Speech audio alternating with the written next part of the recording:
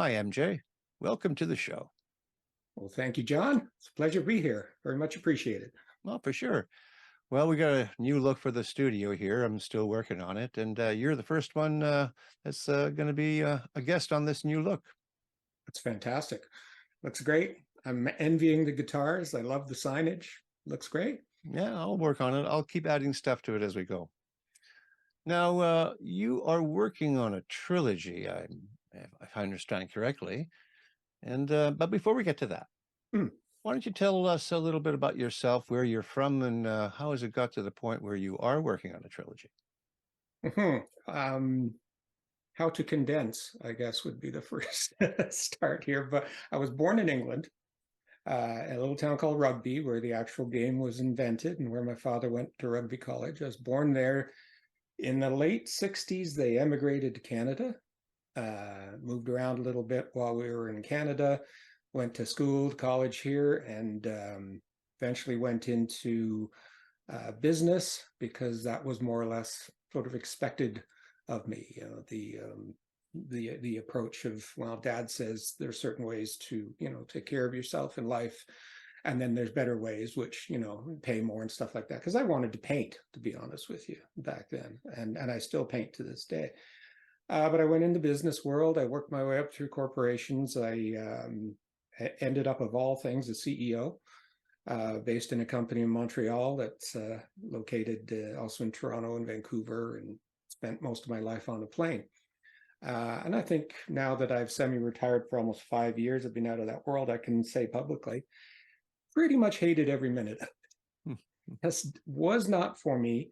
I could do it. The unfortunate thing was I was good at it. And I say unfortunate because that becomes a trap. And as you can imagine, as you go up through various ranks, it comes with various types of rewards. And you get suckered into that and you get caught. And you have matching mortgages or matching this or matching that or matching cars that you simply must have.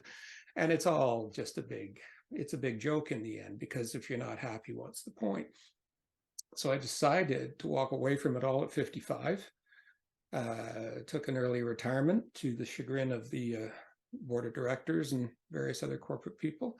And I said, I'm going to publish all of the stuff I've been writing on planes and writing in whatever minimal downtime I had. I'm gonna publish some of these. It's not a bucket list thing. It's the thing I should have done from the very beginning and didn't do, because there was no security in that, right? There's no mortgage payments in that. There's none of that. So the big chicken I waited till I was 55 to do this. And I have a note I've told many people that before I left, I was averaging 200 flights a year, which is an easier way of describing that your connections with your family, your connections with your kids, your concept of friends and going out has just disappeared. And this expectation of 24 hours, because it was a Japanese company I managed, so it was a 24-hour job. And everyone needs to reach a crisis point where they just go, this is pointless. I got to walk away from this. However, in the past 3 or 4 years, as I've been writing many things, I realized that there was a wealth of experience, fun, even characters, individuals that I wanted to that I wanted to tell people about in obvious incarnations in the book or books.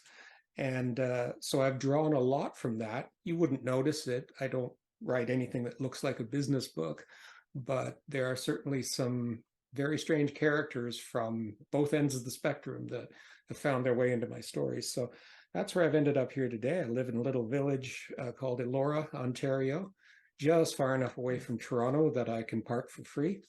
That's a very nice place. Yeah, it's a beautiful, beautiful little town. I live in a nice little bungalow out in the country. My neighbors are all cows, and I'm a happy camper. So that's more or less, that's the fast version to how I got sit here today. Excellent. Yeah. Elora Springs, that rings a bell. Not the same place. Okay. I have heard that too, but Elora is north of Guelph, east of Kitchener-Waterloo, sort of in that central Ontario area. It's one of the oldest towns in Canada. Fergus is next to it, so we call it Fergus. Right. And Fergus, Fergus yeah. was one of the oldest Scottish settlements in Pretty Canada. country. Pretty Yeah, country. gorgeous, just gorgeous. Yeah, Hmm. I'm a lucky man Yeah. and a happy one now too. Great. Great. Well, we'll talk about the sales later, but I'm curious about this writing on planes. Hmm. How did you go about doing that? Well, as any good business traveler would know, you've got your notebook with you wherever you go, and once you get up in the air, you know, a flight to Japan, as an example, which I would take very regularly, is anywhere from 12 to 14 hours, depending on the route, and back again. And there are many ways to force yourself to sleep, but not for 14 hours. So you have to find something to do. So I pop open the notebook, stick the headphones on so I could ignore the world, pour myself a little glass of wine, and right away. And sometimes I was writing when I watched, because the flight home goes over the polar route, so you can actually watch the sun either direction. You can watch the sun set and rise again in the exact same spot, or vice versa, depending on where you're going. And it's quite a sight to see, disappearing. An hour goes by and it comes up in the exact same spot. It's quite something. But Wow. yeah. Wow. Great. How many years did you do that? Like, when did you first think about doing passing time that way, and between Uh, that time and compiling it into a book? My father tells me I wrote from a very young age, and I always had journals, and I was always observing things. If I found something funny, I'd write it down, Hmm. perhaps just to impress my friends by being able to remember a funny thing that happened or a joke or something like Sure. that. And so that, I don't know if there was a starting point, a serious starting point, I guess, would be somewhere in my 30s, where there was an inkling in the back of the head somewhere, Hmm. probably from a bad, collision with something, that says you have to do more with your life than this. What do you want on your gravestone? He met expectations for 14 fiscals in a row. Who cares? I mean, no matter what you do in business, I mean, who really cares? And it was important for me to not have any regrets, or as minimal regrets. I had plenty in terms of home life and kids growing up and things like that. But in terms of bucket list items, I said, no, I'm going to travel here. I'm going to do that. I'm going to paint my rear end off, and I am going to write. And out of the many things that I now get to do as a self-employed person who very rarely argues with myself anymore, writing is 100% the one thing that I can pass a day like that. My dear wife can come into my office here and go, it's 8 o'clock, right? And I thought I'd just eaten lunch or something. So it's just a different world. I can dive in, I can immerse in it, and I can let the characters take the lead.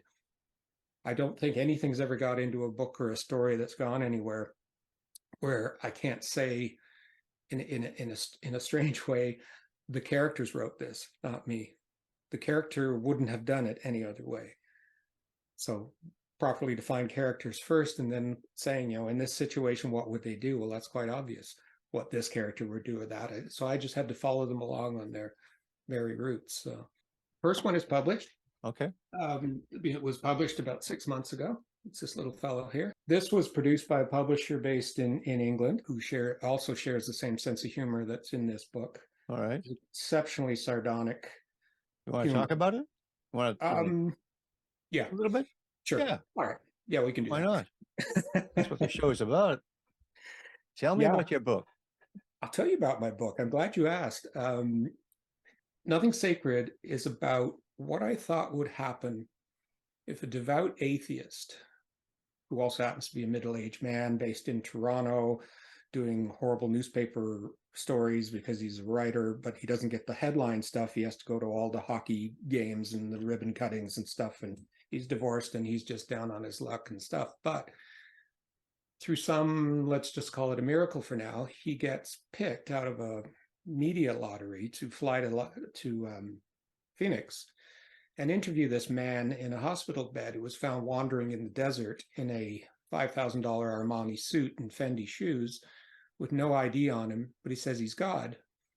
And in saying that he's God, Earl Grey, yes, like the tea, goes down to interview him with the notion that he can bang these off for 1 hour a day and then get some sunshine in the middle of a Canadian November. So he's all for it, not because of the particular assignment, just because he gets to go to a sunny place and, you know, maybe extend it into 2 weeks, only to find out when he gets there that the lawns of the hospital are covered in reporters. The story's gone worldwide. Security is everywhere. And why? Because apparently there's miracles going on inside the hospital. And so now he's in deep. And so what happens from this point forward is, on one side of the equation, he's faced with these meetings every day. I'll let a little one out of the bag here. Earl, as explained in the book, has had daddy issues early in life. Well, lo and behold, the man he meets in the hospital bed seems to be providing him all those things he always wanted in a father, and the advice and the this and the that. So there's a connection there, even though he thinks the guy's cuckoo or, you know, harmed in some way through heat stroke or otherwise by being alone in the desert. So Earl finds he's actually getting something out of this encounter, even though he doesn't believe this guy is God. But on the other side of the equation, there's all the types of characters you would expect to meet. The schemers, the people that are looking for, you know, the story or to scoop the story. There's mobsters in this book. There's nefarious characters. There's a gentleman from the Catholic Church that looks very, very much like Satan himself, and with the same kind of foul mouth to him, all there to verify or unverify whether this man is in fact who he says.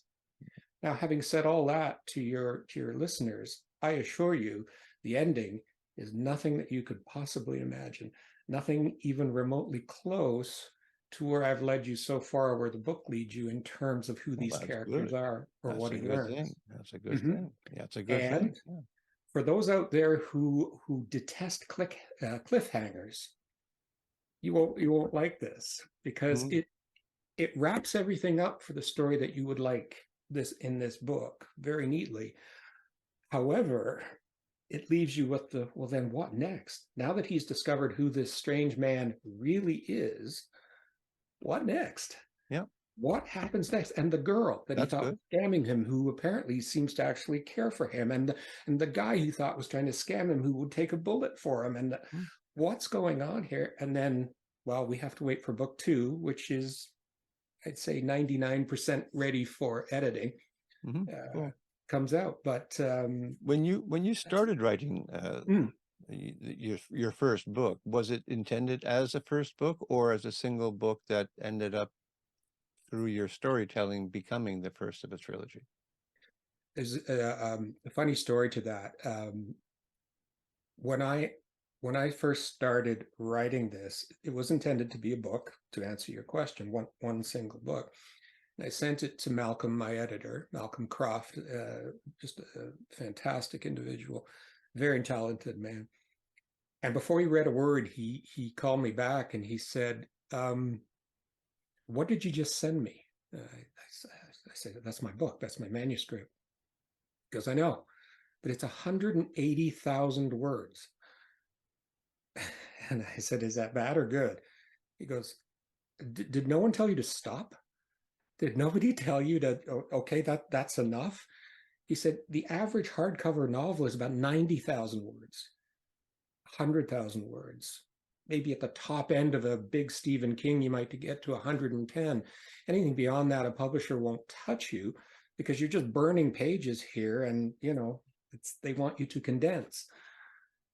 I said, I didn't realize that. No one told me to stop writing. And he said, well, the first thing I'm going to do is chop this up so that we have the equivalent of the makings of a good second book, or at least half the content required for a second book. And I said, but I have a second book in mind. He says, okay, so it sounds like we're going to have about 3 books out of this thing. I see. And so that's how it ultimately became the trilogy that I never envisioned. That's cool. And as my absolute hero in life, Douglas Adams, the author of The Hitchhiker's Guide to the Galaxy, he eventually got around to writing 5 books in his trilogy. So perhaps down the road, my trilogy might even go a little bit beyond 3 books. We'll wait and Yeah, see. But I have 2 others I want to get out first before that happens. yeah. My trilogy is going to be 5 books too. Excellent. Funny how trilogies could grow like that. It is, isn't it? It's There's a word organic. for it. There's a word for 5 books. It's a quadrology is a 4, and quintology, I think. Quintology. I think so. I like it. Yeah, look it up. Sounds I think sounds that's what it very, is. very high end though. Very high Yeah. end. Like Or series. I don't know. You can just say series. Yeah. series, and that leaves it open for as many as you want. Yeah. Well, it is going to a screenwriter for discussion because most people that have interacted with it, it's got it. This is not one of these, and it's just to tell you, it's got unbelievable reviews, 5 stars across the board. A lot of Excellent. people, thank you. A lot of people are loving it, and one of the comments I get frequently is that it's written like a movie with different scenes, very short chapters. Boom, boom, boom, boom, boom to the next scene. What's happening over here? What's happening back here? Mhm. Almost like a soap opera would cut back and forth to various scenes. And Malcolm, again, my editor, told me, he says, you've got to get this in the hands of, someone at the BBC or someone at in Hollywood or whatever. This would make a wonderful series. It would make probably too much to wish for a movie, but definitely a lot of people looking for a multi-part series these days. And Yeah, that's true. we're going to take a shot at it. We're going to Sure, see why what. not? Yeah. Yeah. So now about sales. Sounds like you're doing okay. What are they like? They are, I am told they are very good versus my initial expectations of a naive person who's never been into business, and I think they're not that great. It's interesting when you go from a business like I was in into something you know nothing about. You have certain concepts in mind over what should be a good number. Well, there's 8 billion people on this planet, and if only a third of them or a quarter of them read, that's 2 billion people. And if only 10% of those like comedies, it's still 200. You go through the math and you go, I got an idea what some good sales would be. Then they tell you that an international bestseller, round the world bestseller, New York Times top of the list, typically sells 50,000 copies. Oh, and a first book out by a new writer, no matter what type, big or small publisher you go through, you'd be lucky, like big time lucky to sell 10,000 copies. Yeah. And so you feel the deflation coming in after a while. Like, well, that's great. So now, as I mentioned earlier about starting off in the business world, now doing this, is the good news about that is I don't fundamentally need this to eat, to earn a living, and thank goodness too. I don't know whether you've interviewed a lot of writers. I haven't come across anybody who's depending on this to pay Yeah, rent and heating and clothing and food. No, that hasn't happened yet. I'll give your viewers a simple idea of in Canada, the hardcover is $35, something like that. In the States, it's 27. In England, it's 20 pounds, give or take. And then, of course, there's the digital book, which is typically $4, $3, $4, something like that. But I bring that up to say I've had friends going, $35 every time you sell one of these. And that's the naivety of it, right? Of course, yeah. And then you say, well, Amazon takes the first 60%. You know that, right? 60%, 55 in some countries, 50 in others, 60 in the UK, whatever. So half of it's gone, half of that price it sells for. And that's whether they put it on sale or not. They still get half. I said, then your publisher wants some money. Then the distributor and shipper want some money. Yeah. Then, by the way, you have to make this on a printing press, which is not cheap. And the printing costs have just gone up recently.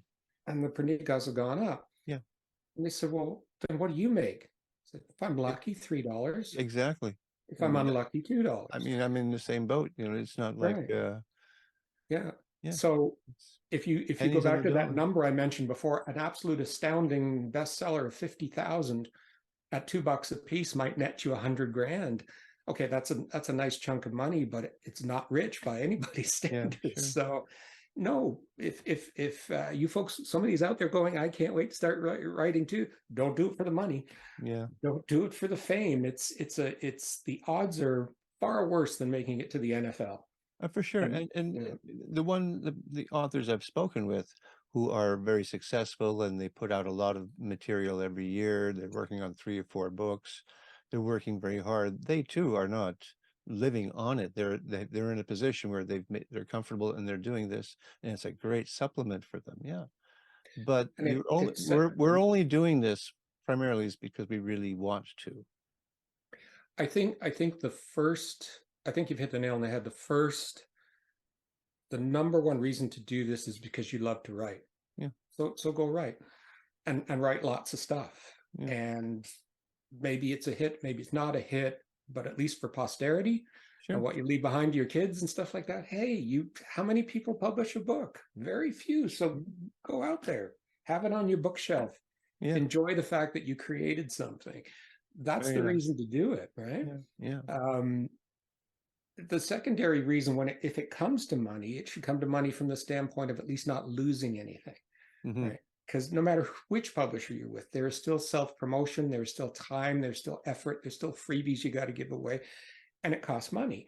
Yeah. And nobody out there these days are, giving the big advances or covering your costs for you, or, oh, you want to fly to this book convention? Oh, we'll pay for that. No, they Mm-hmm. don't.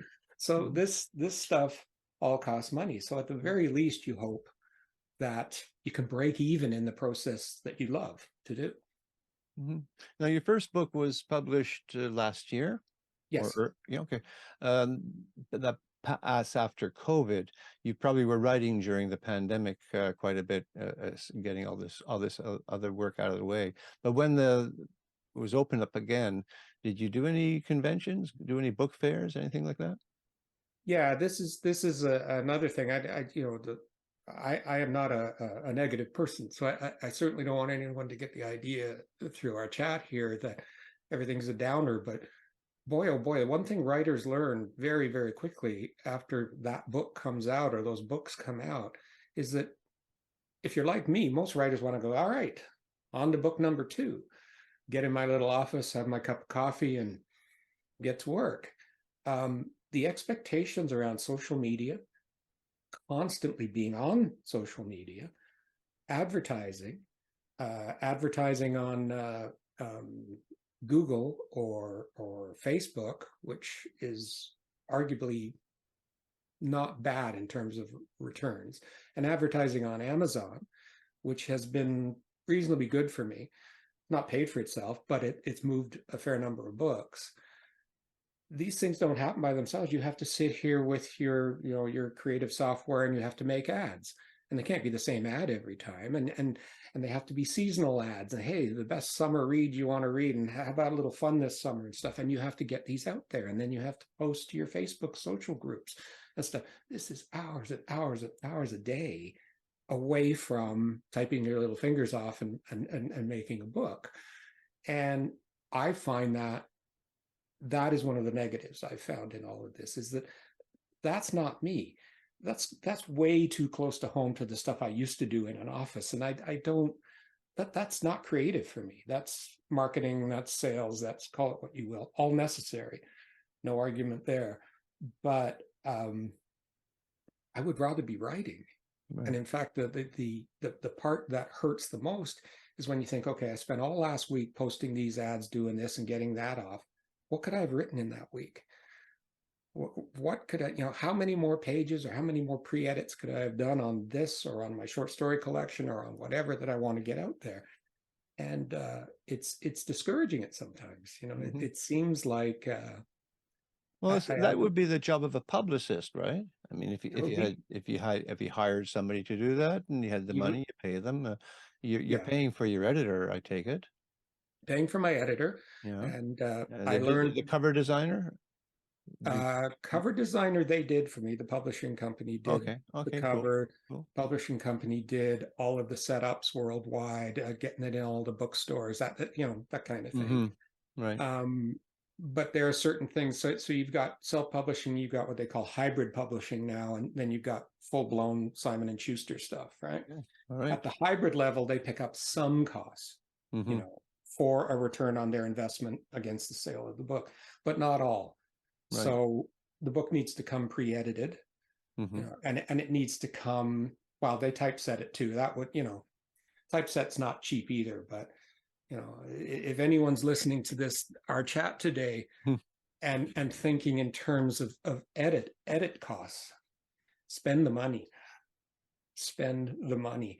The difference between a seasoned editor who you can see samples of, who's got 8 or 9 books of his own published, who is in high demand and can only fit you in for a couple of weeks, that's what you want. And yes, it costs more. But these guys that are contacting you out of the blue on various platforms and stuff saying, hey, I can edit your book for $500, you wouldn't want that edit for $500. They're going to jam it through, Grammarly or something like that to make sure there's no mistakes. And you presumably have already done that. And there'll be no connection to who you are, to the soul of the book, to the humor in the book. Mm-hmm. And I'm sorry to say, humor doesn't travel that well, Mm-hmm. as an example of what I've written. This is very sardonic humor. It's very British humor. So there's a decent enough audience wherever you go, but that only goes so far. You're not going to sell this book in Spain. You're not going to sell this book in the Middle East. You're not going to sell this book in. I have a dear friend I used to work for in the industry, in the previous industry, Japanese gentleman who was so thrilled to hear that I'd written this book, and I sent him a copy. And about 3 weeks after, he'd sent me a message back saying it was a wonderful book, very nice book. Oh, thank you very much. I said, did you laugh? He goes, oh, no, it was good. No, but you're supposed to laugh. You're supposed to laugh. Right. Yeah. So, that's the good. thing. It's so strange how much is stacked up against the author and how little the author gets paid in comparison to everybody else out there with their hands out for, well, I do that, or I got your copyright license, or I did this, right? Yeah. There's a whole industry around making money from the creation Absolutely. of someone's book, right? Yep. Yeah. As you know. Well, yeah. The people who do the mock-ups, that's a real gimmick, isn't it? Well, It is. you see your book that it's not even the right thickness, the wrong shape, the whole thing. It's kind of silly. Yeah, and you see that a lot through, and I'm not taking a shot at them here, but some of the, Kindle author things or various things where you just send them in, they'll typeset it and print it and send it. Yeah. Well, some of those typesets are just atrocious. There they are. Anyway. All right, MJ. Well, this was an interesting conversation. I had a lot of fun. Very much. Yeah. That, as I said, I'm still staring at those guitars, even though we're chatting here. What, do you play guitar yourself? I play a little guitar. I played some drums through most of my life. I was an audiophile forever. I adore the music, but I've been playing a long time, 56 years now. 56 years. Wow. I just got my first 12-string guitar, and I'm having fun learning, gorgeous. Getting the fingering just right, because there's a whole wall of strings basically. But I'd be afraid to try and tune it, to be honest with you. But comes with the tuner built in. I think that's really smart. Well, I have a little secret for you. Something else for your readers who are into music. All right. I buried well over 100 references in here. My favorite music, a favorite line, a favorite band, even a number like 2112. It's fun doing that, isn't it? Because I do stuff like that. Yeah, and there's a ton in here, and for the music lover that likes to laugh, I suggest you try and find them all. But okay, well, I see one right there. You're wearing it on your T-shirt. The Doobies. Oh, that's right. Doobie Brothers. Okay, well, love them. Yeah, love them. All right, MJ, you take care of yourself now. Thank you, John, and you too. I really appreciate this. It's a pleasure meeting you. My pleasure. Bye-bye. Take care. Bye-bye.